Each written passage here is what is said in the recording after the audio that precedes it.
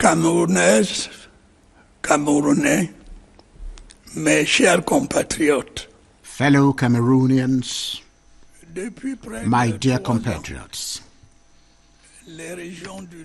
for close to 3 years now, the northwest and southwest regions of our country have been going through a crisis that not only jeopardizes the safety and well-being of the population living there, but also has far-reaching consequences for the national community as a whole.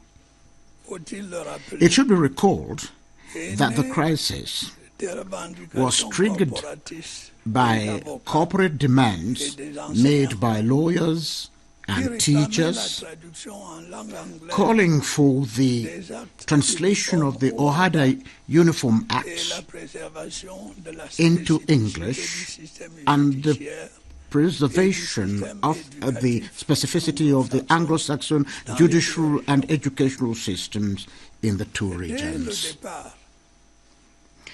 From the outset, and true to an option that I hold dear, I instructed the holding of dialogue between the government and trade unions to seek appropriate solutions to these demands. The measures taken by the government at the end of these consultations went well beyond the initial demands and include the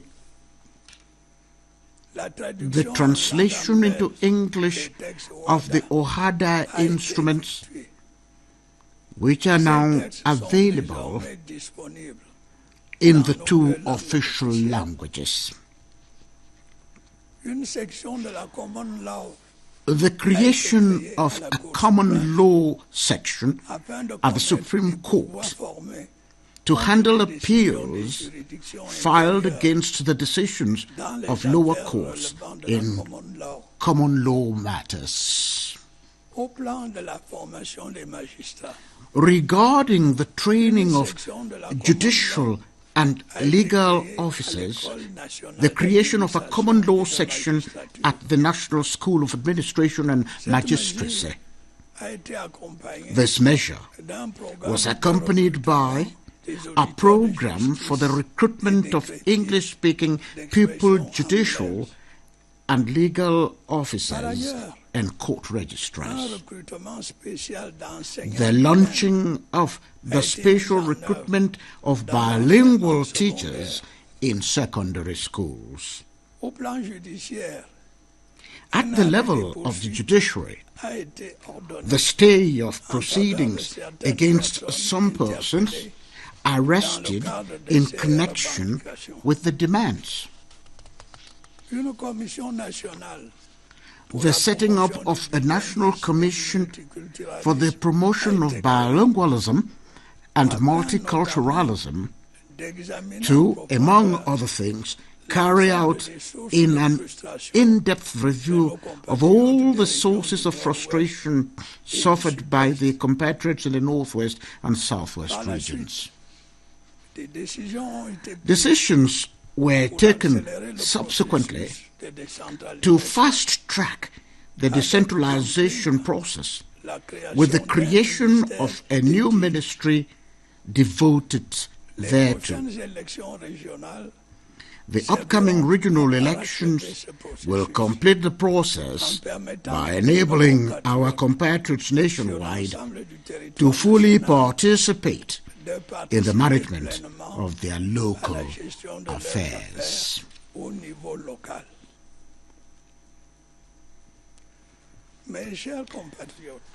My dear compatriots,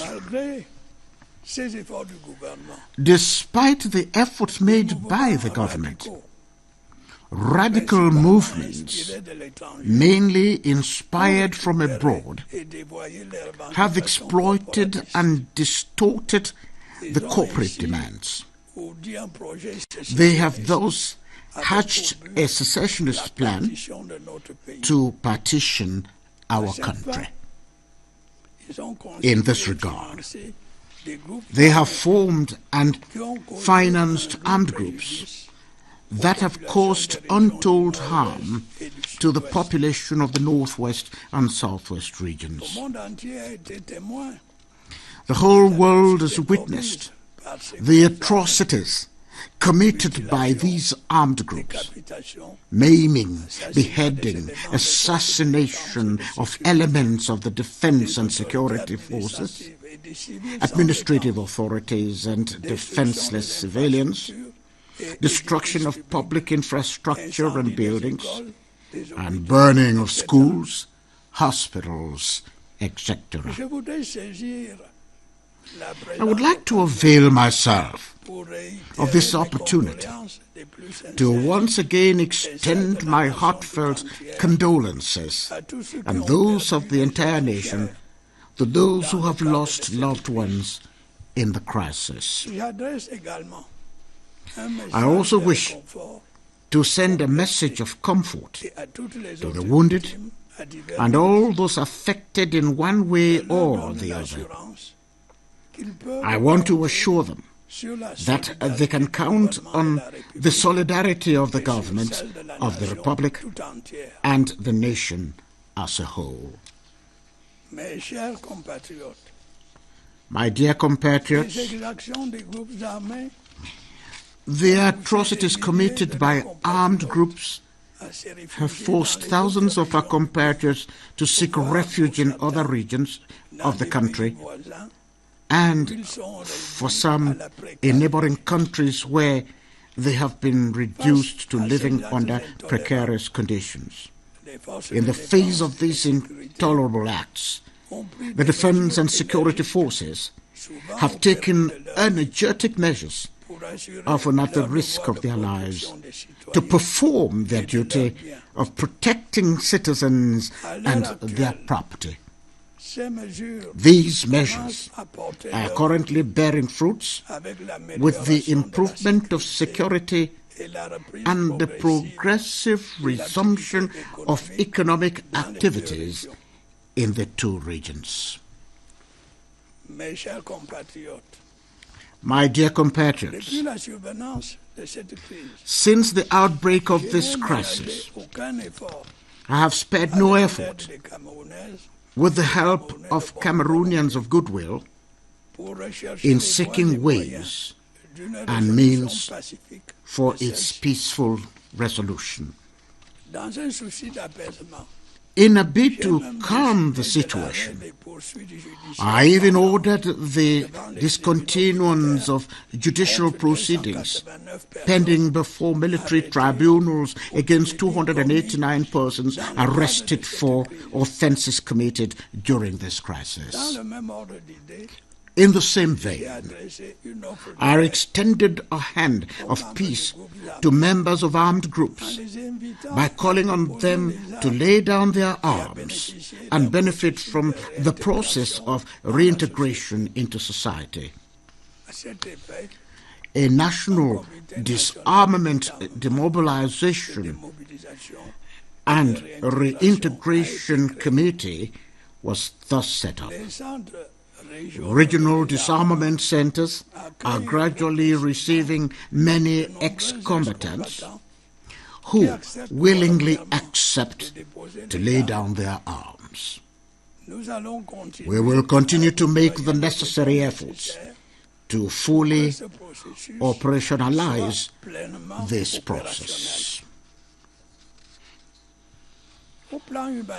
At the humanitarian level, I decided to launch a large-scale assistance plan for our affected compatriots of the northwest and southwest regions.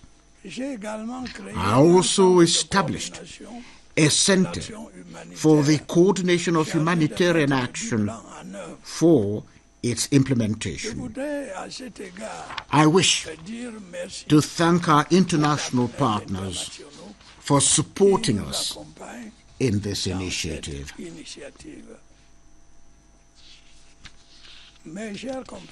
My dear compatriots,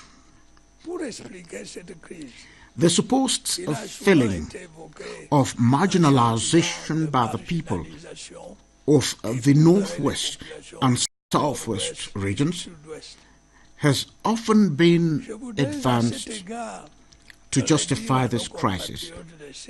On this score, I wish to remind our compatriots in these regions, but also to those in the other 8 regions of Cameroon, that marginalization, exclusion, or stigmatization have never guided the work of the various governments I have formed since I became president of our country.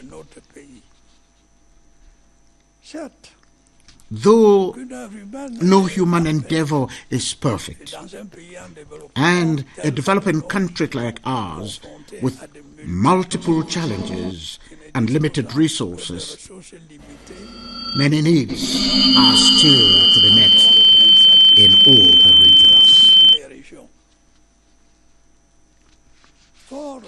With the massive support you gave me during the last presidential election, I intend to work relentlessly with all the sons and daughters of our country towards meeting the challenges we are facing in order to improve the welfare of our population, especially in terms of infrastructure, water and electricity supply, health care delivery, and youth employment.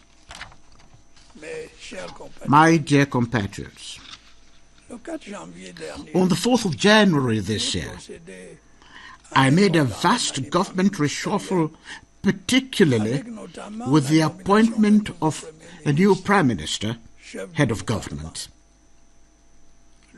As usual, the choice of these officials was mainly guided by their human and professional qualities, their competence and experience.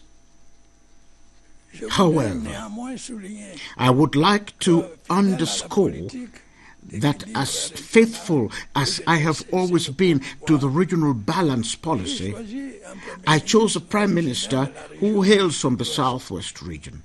His predecessor, who served in that key position for nearly 10 years, was from the Northwest region. In fact, since the 9th of April 1992, Prime Ministers, head of government, have been appointed from among the people of the 2 regions. Despite all of this, some people will continue to talk of marginalization of the people of these regions. It must be acknowledged that such human nature, and there will never be enough duty posts to satisfy all the regions, divisions, subdivisions, towns, villages, families, and citizens of our country. Any choice that is made will always cause joy whenever one is honored, and disappointment when one is not. It is, however, crucial for us to change our mentalities in this regard.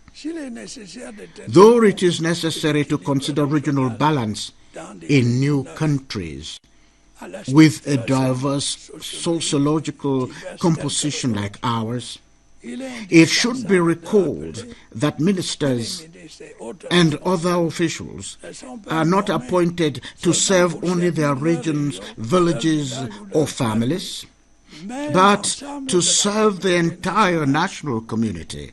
They must serve the general interest and not specific interests. That is why, since I came to power, I have and will continue to wage a ruthless war against corruption and the embezzlement of public funds, and to promote good governance. My dear compatriots, Since the outbreak of the crises in the northwest and southwest regions, the term dialogue has never been so much talked about, used, and even misused. In and out of the country, people have made proposals and suggestions. Some are realistic, while others are clearly less so. There has been a barrage of advice, some smart, others based on interests, some people dared to issue injunctions. There have also been multiple and varied initiatives, most of them made by people of good faith, by countries or organizations that are truly concerned about the future of our country and the well-being of our people. I wish to thank them for their efforts and token of friendship. It is, however, worth noting that the proliferation of such initiatives was sometimes, unfortunately, based on simplistic and false ideas, born out of secessionist propaganda. Such is the case with the purported marginalization of Anglophones, persecution of the Anglophone minority by the Francophone majority, government's refusal to engage in dialogue, preferring a military solution to the crisis, or even ridiculous accusations of genocide. Talking about dialogue per se, the issue has always been with whom. New information and communication technologies, especially social media networks, have unfortunately facilitated the advent of self-proclaimed leaders, extremists of all shades, trying to achieve recognition using insult, threat, hate, speech, violence, and murder. However, in no country in the world has the killing of gendarmes or civilians, kidnapping, mutilation, molestation, burning, destruction of public infrastructure, prevention of children from going to school or people from going about their activities in peace, even been a source of legitimacy to represent or speak on behalf of the people, the very victims of such atrocities. In democracy, only elections confer such legitimacy. My dear compatriots, the many consultations I have continued to hold on this crisis have enabled me to size up the strong desire of the people of the northwest and the southwest regions to return to a normal life, to be able once again to safely carry out their economic and social activities, to witness the return of refugees and displaced persons, and to see their children return to school. The Prime Minister's recent tour of the two regions has helped to confirm this feeling. I therefore strongly believe that the moment has come to rally all well-thinking and constructive forces in our country and in the diaspora to make this desire come true. That is why I have decided to convene from the end of this month a major national dialogue that will, in line with our Constitution, enable us to seek ways and means of meeting the high aspirations of the people of the Northwest and Southwest regions, but also of all the other components of our nation. The dialogue in question will mainly concern the situation in the northwest and southwest regions, since it will focus on issues of national interest such as national unity, national integration, and living together. It is obvious that it will not concern only the population of these two regions. The dialogue will therefore rally all the sons and daughters of our beloved nation and beautiful country, Cameroon, to reflect on values that are dear to us, namely peace, security, national unity, and progress. It will also focus on issues that can address the concerns of the population of the northwest and southwest regions, as well as those of the other regions of our country, such as bilingualism, cultural diversity, and social cohesion, the reconstruction and development of conflict-affected areas, the return of refugees and displaced persons, the education and judicial system, decentralization and local development, the demobilization and reintegration of ex-combatants, the role of the diaspora in the country's development, etc. The dialogue, which will be chaired by the Prime Minister, head of government, will bring together a wide range of personalities, parliamentarians, politicians, opinion leaders, intellectuals, economic operators, traditional authorities, religious authorities, members of the diaspora, etc. Representatives of the defense and security forces, armed groups, and victims will also be invited. Obviously, it will not be possible for everybody to effectively participate in this dialogue, but each person will have the opportunity to make a contribution. Prior to the effective holding of the dialogue, the Prime Minister, head of government, will carry out broad-based consultations to solicit a wide range of views that will serve as a source of inspiration for the conduct of deliberations.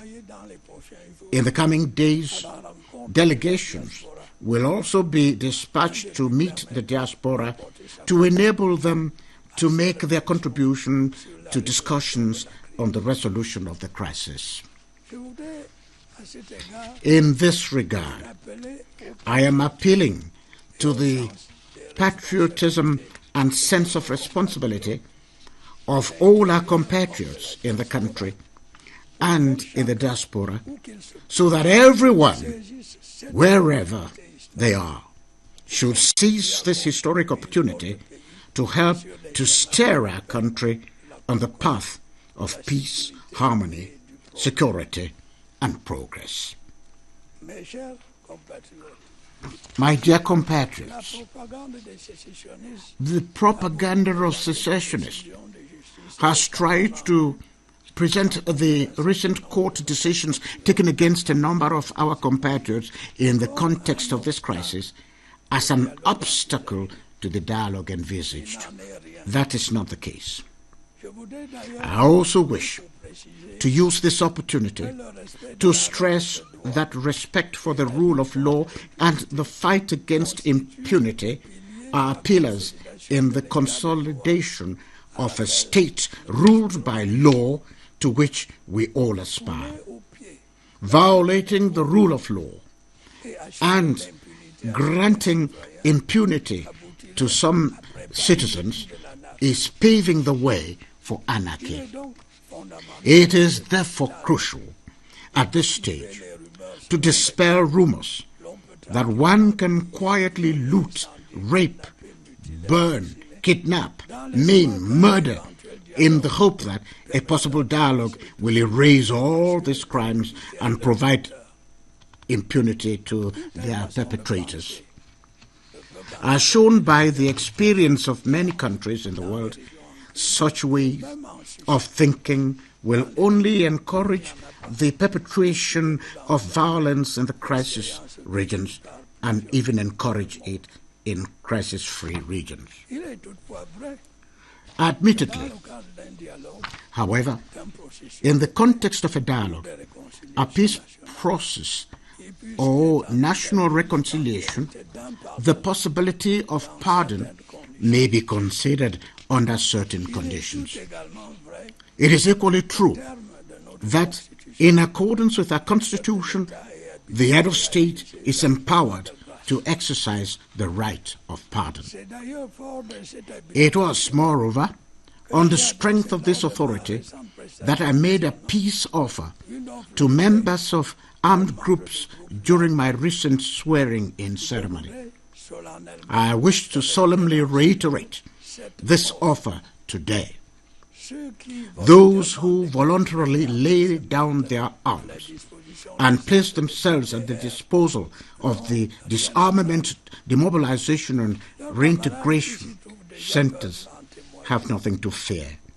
Their fellow armed group members who are already there can testify to this. Conversely, those who persist in committing criminal acts and violating the laws of the Republic will have to contend with our defense and security forces and will face the full force of those same laws. The same applies to promoters of hate and violence who, comfortably settled in foreign countries with impunity, continue to incite murder and destruction. Let them know that sooner or later they will have to face justice. I am appealing to the countries sheltering these extremists to take action against those criminals if they really care about the situation of the people of the northwest and southwest regions. Most of them no longer have Cameroonian nationality, but they spend their time raising funds to carry out terrorist acts in Cameroon, masterminding acts of arson, kidnappings and murder, and issuing calls aimed at preventing children from attending school and fellow citizens from going about their business peacefully. My dear compatriots, the entire national community has high expectations for the dialogue I have just announced and hopes that this will be an opportunity for our brothers and sisters in the Northwest and Southwest to disclose this particularly painful chapter, to forget their sufferings and to return to normal life. It also hopes that our country will continue resolutely on the path of progress through fruitful discussions on ways and means of creating conditions conducive to the optimal exploitation of natural resources and our country's enormous human potential.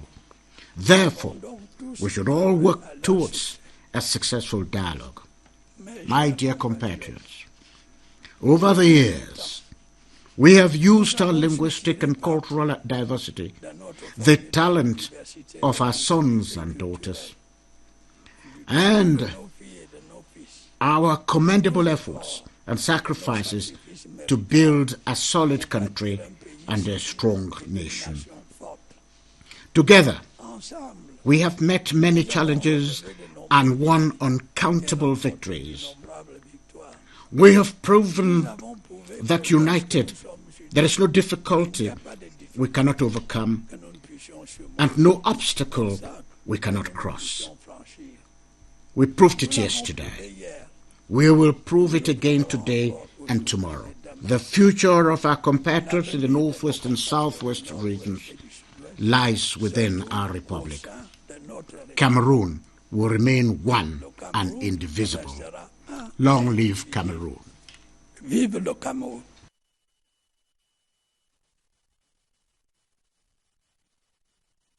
Once more, the President of the Republic has spoken. Speaking in 30 minutes, the President has dwelled on one subject: